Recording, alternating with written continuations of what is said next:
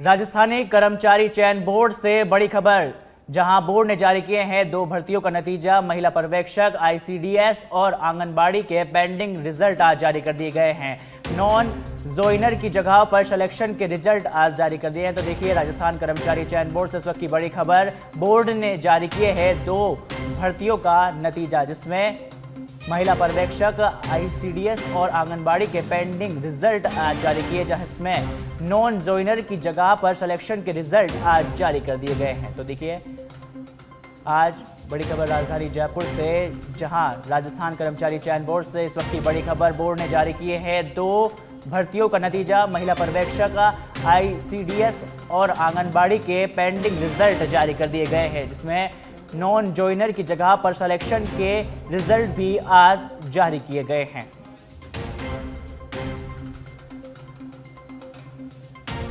अब खबर चित्तौड़गढ़ से है, जहां दुर्ग पर आकाशीय बिजली से 4 लोग झुलस गए। सुरेंद्र सिंह की मौत की जानकारी फिलहाल मिल रही है, जहां कालिका मंदिर के सामने की ये पूरी घटना बताई जा रही है। बारिश के दौरान एक पेड़ के नीचे रुके थे ये स्थानीय लोग, जहां झुलसने से युवक को मृतक के बाद अब जिला अस्पताल में पहुंचाया गया है। साथ ही कोतवाली थाना पुलिस भी मौके पर पहुंची है, जहां झुलसे हुए 3 युवकों को जिला अस्पताल में भर्ती करवा दिया गया है।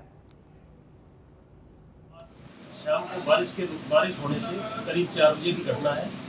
आकाश से बिजली गिरने से लड़के खाना खा रहे थे, वहाँ पे पेड़ के नीचे जाने से एक सूरज सिंह पिता कांवर सिंह राजपूत निवासी केसरपुरा भदेसर का है, इसकी तो वहाँ डेथ हो गई है, जिसकी लाश मुर्दाघर में पड़ी है।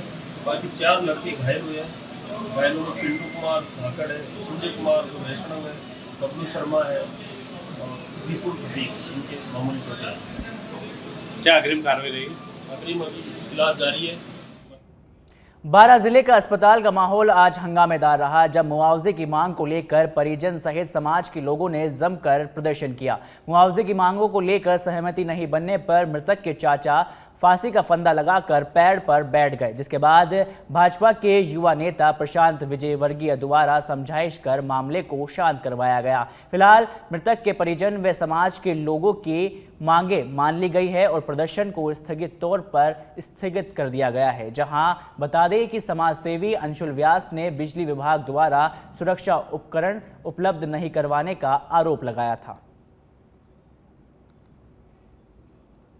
कुमार सुमन जो एक 30 साल का होनहार युवक था, उसकी एफआरटी में जॉब थी, तो ट्रांसफार्मर से कोई फ्यूज़ ख़राब हो गया था, उसको जोड़ने के लिए ऊपर चढ़ा, पर पता नहीं शटडाउन होने के बाद किसी ने वापस से उसकी लाइन चालू करा दी, करंट से चिपक करके उसकी मृत्यु हो गई थी। तो उसके लिए आज पूरा परिवार, उनका पार्टी के सभी लोग, विधायक जी, हम लोग यहाँ पर आए थे। हम लोगों ने 10 लाख रुपए की कंपनसेशन की मांग की थी, जो माननीय ऊर्जा मंत्री जी से बात करने के बाद, सीएमडी से बात करने के बाद, उन्होंने 10 लाख रुपए के लिए 5 लाख रुपए जो परिवार है उसको आज दिया है, और 5 लाख रुपए 15 दिन के अंदर का आश्वासन दिया है। और बाकी जो भी जितनी भी योजनाओं से उनको जो कंपनसेशन मिलना है। कुछ दिन पूर्व जब हमने बिजली विभाग की अनियमितता और लापरवाही के खिलाफ जो धरना दिया था, उस पर हमने एक्सेल से बात करी थी। एक्सेल द्वारा हमने बोला गया था।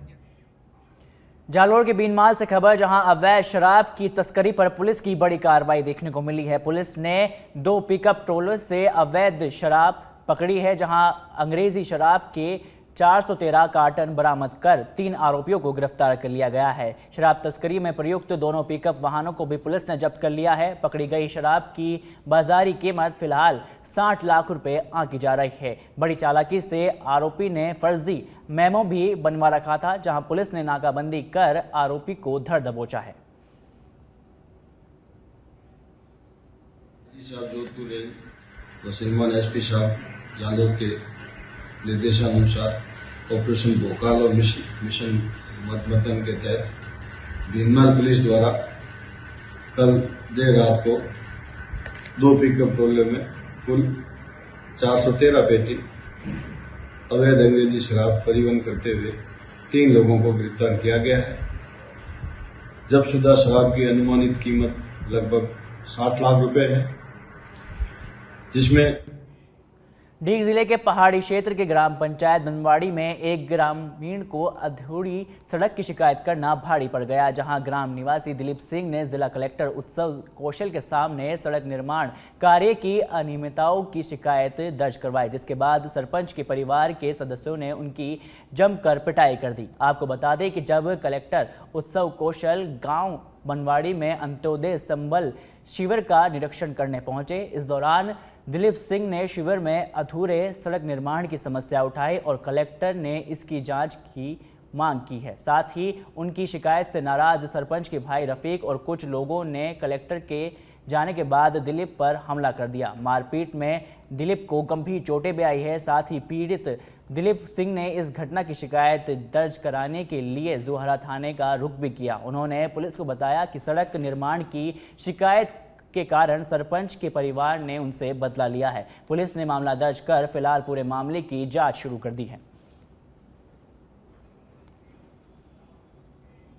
जयपुर से खबर है, जहां जयपुर ग्रामीण रजनीश पूनिया ने खुलासा किया है। 19 जून को सरपंच पति आनंदीलाल कुमावत के मोबाइल पर गोली मारने की धमकी मामले में आज खुलासा किया गया, जहां 17 लाख रुपए ले लो और तुम्हारी जमीन की रजिस्ट्री करवा दो, नहीं तो 2 से 3 दिन के अंदर गोली मार कर खत्म कर देंगे। जोबनेर थाना पुलिस ने आरोपी ओम प्रकाश जाखड़, सूरज कुमार व मुकेश कुमार मांडिया को गिरफ्तार कर लिया है। हनुमानगढ़ में कॉलोनियों में पेयजल सप्लाई सुचारू करने के लिए नलकूप लगवाने की मांग को लेकर ज्ञापन सौंपा गया। जन स्वास्थ्य अभियांत्रिकी विभाग के अधीक्षण अभियंता को वार्ड नंबर 48 में स्थित कॉलोनी के बाशिंदों ने यह ज्ञापन सौंपा, जहां गर्मी का मौसम होने के कारण कॉलोनी वासियों को जल संकट का सामना करना पड़ रहा है। इस पर समस्या का स्थायी निराकरण करने के लिए कॉलोनियों के बीच में नलकूप लगवाए जाएं, ताकि सभी कॉलोनियों में पानी की सप्लाई सुचारू रूप से हो सके।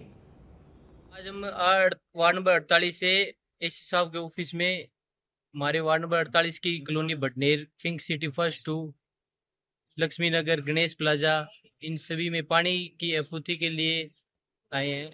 यहाँ हम पानी की भारी समस्या झेल रहे हैं। काफ़ी समय हो गया हमें विधायक जी के पास हर जगह हम जाके आए हैं, सभी ने मौका मायना देख लिया। हमारा पानी का जो समस्या है वो अभी तक सुचारू रूप से सही नहीं हो रही है, इसीलिए एससी साहब को अवगत कराने आए हैं। अगर हमारी पानी की व्यवस्था सही नहीं की गई तो हम उग्र आंदोलन करेंगे। आज हम वार्ड नंबर 48 से एससी साहब के ऑफिस। जयपुर से खबर है, जहां वृत्ताधिकारी दूदू दीपक खंडेलवाल के सुपरविजन में कार्रवाई देखने को मिली है। पुलिस थाना मुखमारापुर की भूमाफियाओं के खिलाफ कार्रवाई की गई है, जहां फर्जी पट्टी जारी कर धोखाधड़ी करने के मामले में सोसाइटी के सदस्य रणबीर शर्मा को गिरफ्तार कर लिया गया है। आवासीय कॉलोनी के पट्टे आवंटित कर की जा रही थी ठगी, जहां एक आरोपी को पूर्व में ही किया जा चुका था गिरफ्तार। परिवादी कैलाश नाथ भार्गव ने करवाई थी इस पूरे मामले की रिपोर्ट दर्ज। को थानाधिकारी मुकमपुरा द्वारा मुकदमा नंबर 248/2023 में आरोपी रणबीर शर्मा को गिरफ्तार किया गया है। ये प्रकरण 2 वर्ष पुराना था।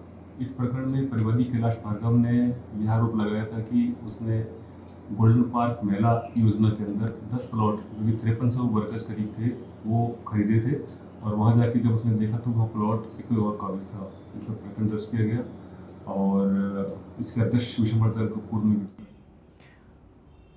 अलवर में जिला शिक्षा अधिकारी प्रारंभिक मुख्यालय के कमरा नंबर 13 में छत का प्लास्टर अचानक गिर गया। गनीमत रही कि अधिकारी अतुल पौरुष पहले से ही कमरे से बाहर निकल गए। करीब 6 महीने पहले ही इस कमरे का प्लास्टर गिरा था और इस मामले में जिला शिक्षा अधिकारी देवेंद्र सिंह का कहना है कि उन्होंने 1 महीने पहले ही कार्यभार संभाला है। इस मामले में पीडब्ल्यूडी को भी पत्र लिखा गया है। वैसे करीब 6 महीने पहले भी इस छत का प्लास्टर गया था, जिसके बाद कुछ महीने के बाद रिपेयरिंग भी करवाई गई। अब वापस जहां हालत खस्ता देखने को मिल रही है और उसी जगह की मरम्मत कराई जा रही है, ताकि आगे किसी भी प्रकार का कोई खतरा न रहे।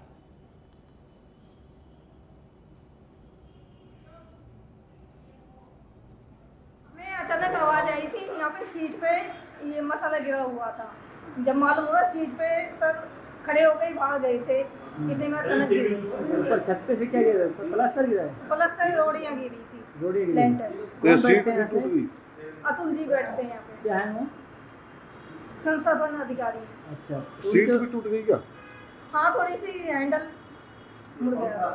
तो उनके खुद के भी लग गई या फिर? नहीं, वो बच गए, वो तुरंत खड़े हो गए भाग गए थे। मैंने पूरी कार्य ग्रहण किया है और कल ऐसी घटना हुई है कि जो संस्थापन जो कमरे में बैठते हैं, तुलसी कमरा नंबर 13 में, इसमें प्लास्टर नीचे गिर गया था। हालांकि किसी तरह की कोई हानि नहीं हुई, लेकिन दुर्घटना की आशंका तो बनी ही रहती है। सिरोही के पिंडवाड़ा से खबर, युवक पर लाठी डंडों से हमला किया गया है। करीब 6 लोगों ने मिलकर युवक को पीटा है। हमले का सीसीटीवी भी सामने आया है, जहां हमले में घायल का इलाज जारी है। स्वरूपगंज थाने से एएसआई नरेंद्र सिंह सहित जाब्ता मौके पर पहुंचा है। साथ ही स्वरूपगंज थाना क्षेत्र का ये पूरा मामला बताया जा रहा है।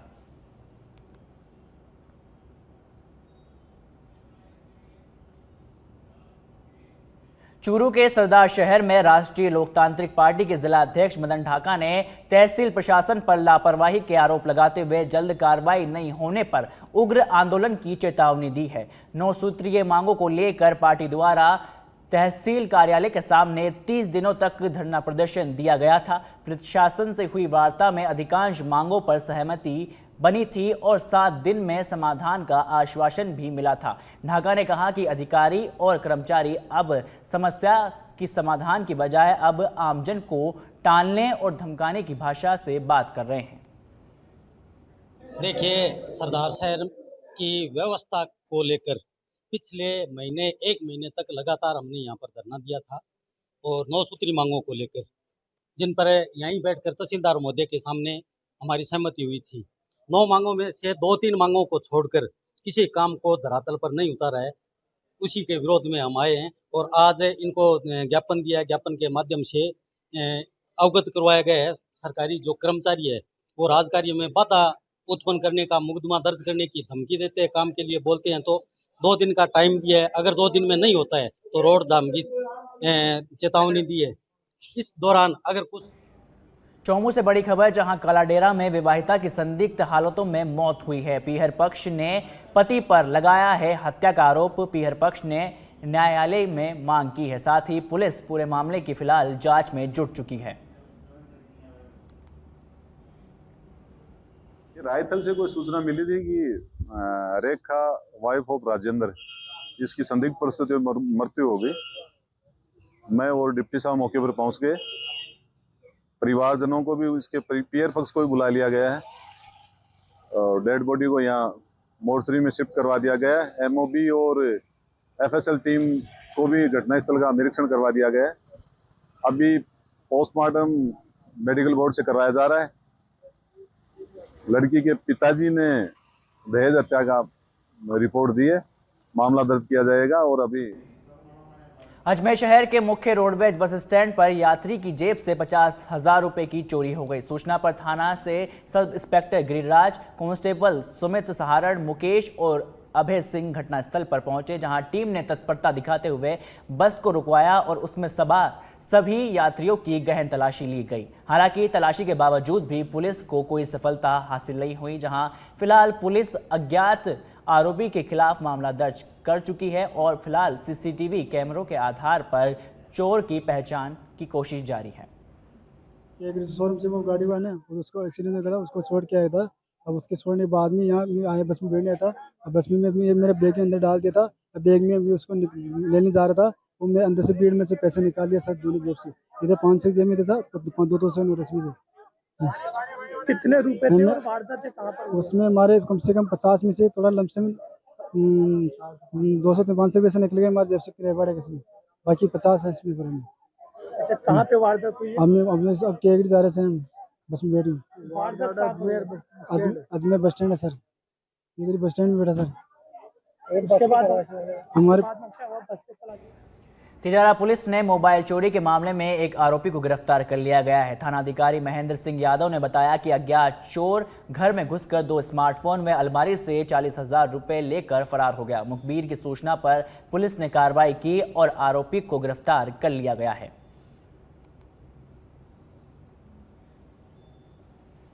दिनांक 11 तारीख को मुबीन पुत्र साहबुद्दीन फकीर है सूरजमुखी रोड पे, इसने दर्ज कराया कि आज रात्रि को 2 बजे मेरे घर से एक व्यक्ति जिसने लाल रंग की टी शर्ट पहन रखी है वो मेरे मोबाइल और 40,000 रुपये को घर से चोरी कर ले गया। इस पर रात्रि को मौके पे गए थे, मौका देखा था और उसके बाद में आरोपी की तलाश की गई थी और आज मुखबिर की तलाश पर ग्राम पालपुर से मंगल की ढाणी से खालिद उर्फ खल्ली पुत्र जसमत में वो दस्तयाब किया था, पूछताछ किया। चूरू के सादुलपुर में स्थानीय पुलिस ने गश्त के दौरान एक विदेशी पिस्टल सहित 13 जिंदा कारतूस बरामद कर एक आरोपी को गिरफ्तार कर लिया गया है। पुलिस ने धरपकड़ अभियान के दौरान सफलता हासिल करते हुए सुभाष सिंह राजपूत को गिरफ्तार कर उसके कब्जे से एक विदेशी पिस्टल 13 जिंदा कारतूस बरामद किए हैं, जहां पुलिस ने मामले को आर्म्स एक्ट के तहत मामला दर्ज कर पूरी जांच शुरू कर दी है। ये मैलाना का रहने वाला है, सुभाष सिंह राठौड़ नाम है, जिसके पास एक पिस्टल मिला है जो विदेशी पिस्टल है और ये जित्तू जोड़ी और प्रवीण जोड़ी से हथियार लेना बता रहा है, जिसके बारे में बांसवाड़ा में भारी बारिश के बाद रेड अलर्ट जारी कर दिया गया है। तेज गर्जना के साथ भारी बारिश देखने को मिली है। शहर के कई इलाकों और ग्रामीण क्षेत्र में बिजली गुल है। प्राइवेट स्कूलों में भी 30 तारीख तक छुट्टी का ऐलान कर दिया गया है। बारिश के चलते नदी और नाले उफान पर आ चुके हैं। तो देखिए बांसवाड़ा से इस वक्त की बड़ी खबर, जहां भारी बारिश के चलते प्राइवेट स्कूलों में 30 तारीख तक छुट्टी का ऐलान कर दिया गया है। जहां शहर के कई इलाकों में ग्रामीण क्षेत्रों के अंदर भी बिजली गुल है, जहां अब बांसवाड़ा क्षेत्र के अंदर भारी बारिश के चलते रेड अलर्ट जारी कर दिया गया है। तेज गर्जना के साथ भारी बारिश देखने को मिल रही है। साथ ही शहर के कई ऐसे इलाके हैं और ग्रामीण क्षेत्र भी है जिनके अंदर बिजली गुल है। प्राइवेट स्कूलों में भी 30 तारीख तक छुट्टी का ऐलान कर दिया गया है, जहां बारिश के चलते नदी नाले उफान पर है। और इस खबर पर अधिक जानकारी के लिए हमारे संवाददाता किशन सेन जुड़ चुके हैं। देखिए किशन, भारी बारिश के बाद अब जिला मुख्यालय पर रेड अलर्ट जारी कर दिया गया है, जिसके बाद 30 तारीख तक प्राइवेट स्कूलों की छुट्टी भी कर दी गई है। बिल्कुल राहुल, बांसवाड़ा को है वो बारिश के अंदर में रेड अलर्ट है जारी कर दिया गया है। बीते करीब 3 घंटा से लगातार बांसवाड़ा के अंदर में भारी बारिश हो रही है। नदी नालों के अंदर में भी पानी की काफी तेज आवक है और बांसवाड़ा के अंदर में बारिश के रेड अलर्ट जारी होने के चलते प्राइवेट स्कूलों के जो संचालक है उन्होंने यहाँ पर आगामी 30 तारीख तक है वो बच्चों की छुट्टियों का ऐलान कर दिया गया है। खास बात तो ये है कि भारी बारिश के साथ जो गांव की जो बिजली है वो भी यहाँ पर गुल हो गई है, तो लोगों को काफी गांव के अंदर में काफी परेशानियों का सामना करना पड़ रहा है, क्योंकि इन दिनों मच्छरों की मार है और मौसमी बीमारी के लगातार है वो मरीज भी बढ़ रहे हैं। तो कहीं ना कहीं बारिश का हालत जिस प्रकार से है तो उससे कहीं ना कहीं नदी नाले भी उफान के ऊपर में है और अब ये रेड अलर्ट जारी होने के बाद के अंदर में जिस प्रकार से स्कूलों की छुट्टियां जारी की गई है उससे कहीं ना कहीं ये अंदाजा लगाया जा सकता है कि आगामी कुछ घंटों के अंदर में बांसवाड़ा के अंदर में और बारिश ज्यादा हो सकती है। जी किशन, ये बताइए कि क्या प्रशासन की इस वक्त क्या कुछ माकूल व्यवस्था की गई है, क्योंकि देखिए जिस तरह से बांसवाड़ा के अंदर जलभराव की स्थिति काफी ज्यादा देखने को मिलती है, अधिकांश बांसवाड़ा उस इलाके में देखने को मिलता है। देखिए बांसवाड़ा के अंदर में अगर व्यवस्थाओं की बात करते हैं तो बांसवाड़ा के जिला कलेक्टर डॉक्टर इंद्रजीत सिंह यादव ने पहले ही बारिश शुरू होने से पहले ही तमाम जो प्रशासनिक अधिकारी हैं, तमाम जो विभाग है उनको पहले से संचेत कर दिया गया है कि आपको बारिश के मौसम के अंदर में अलर्ट रहना है। दूसरी अगर बात करते हैं बचाव दल की, अगर बात करते हैं तो बांसवाड़ा के अंदर में एक बचाव दल की टीम है। इसके अलावा बीकानेर से 2 SDRF की टीम बांसवाड़ा के अंदर में तैनात है। यानी किसी भी स्थिति से निपटने के लिए तमाम जो टीम है उनकी यहाँ पर है माकूल व्यवस्था यहाँ पर की गई है। और भी कहा जा सकता है कि कहीं न कहीं जिस प्रकार से साफ तौर पर देखा जाता है कि जब बारिश होती है तो बिजली की काफी समस्या है, तो इस समस्याओं को लेकर भी अगर ऊर्जा मंत्री की अगर बात करें या फिर बांसवाड़ा के जो विद्युत विभाग के एसी है उनकी अगर बात करते हैं तो उनको भी साफ तौर पर है कि जितने भी विद्युत विभाग के कर्मचारी हैं वो अपने मुख्यालय पर है। अगर किसी भी स्थिति, अगर लाइट जैसी स्थिति या फॉल्ट होने की स्थिति हो या फिर किसी और की परिस्थिति हो, तो ऐसी स्थिति के अंदर में तमाम जो अधिकारी हैं उनको मुख्यालय रहने के भी यहाँ पर जिला कलेक्टर द्वारा निर्देश दिए गए हैं। जी बहुत बहुत शुक्रिया किशन आपका इस पूरी तमाम जानकारी को लेकर। तो देखिए बांसवाड़ा में भारी बारिश के बाद रेड अलर्ट जारी कर दिया गया है।